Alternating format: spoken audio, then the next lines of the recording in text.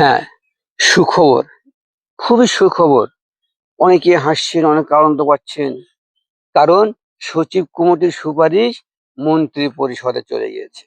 মন্ত্রী পরিষদের অনুমোদনের পরেই রাষ্ট্রপতির কাছে যাবে নবম পে স্কেল গ্যাজেটের কাগজটা। রাষ্ট্রপতি সই করে দিবেন, গ্যাজেট আকারে প্রকাশ হয়ে যাবে। ভাই, মক্কা অনেক দূর।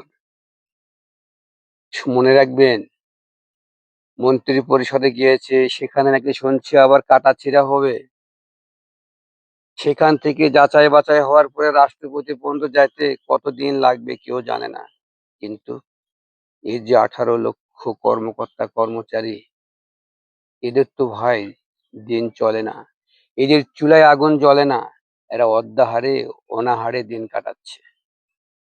তাই যথাযথ কর্তৃপক্ষের কাছে আমাদের বিনীত অনুরোধ থাকবে, অতি শীঘ্রই বাজারে যে দ্রব্যমূল্য আছে তার সঙ্গে সামঞ্জস্য রেখে, তার সঙ্গে ব্যালেন্স করে একটি নবম পে স্কেল ঘোষণা করুন, গ্যাজেটে প্রকাশ করুন।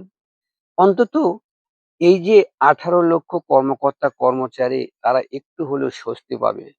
আর হ্যাঁ, আপনি পেটে দেওয়ার পরে পিঠে মারেন, লাগাম টেনে ধরেন দুর্নীতির। দেখবেন আমাদের এই দেশটা অনেক এগিয়ে যাবে।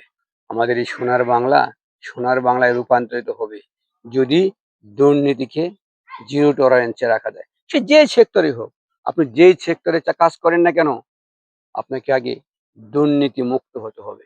প্রত্যেকটা সেক্টরকে দুর্নীতি মুক্ত করুন। আপনার এই পে স্কেল দেওয়া কোনো ব্যাপার নয়, এই দেশটাকে এগিয়ে নেওয়া কোনো ব্যাপার নয়।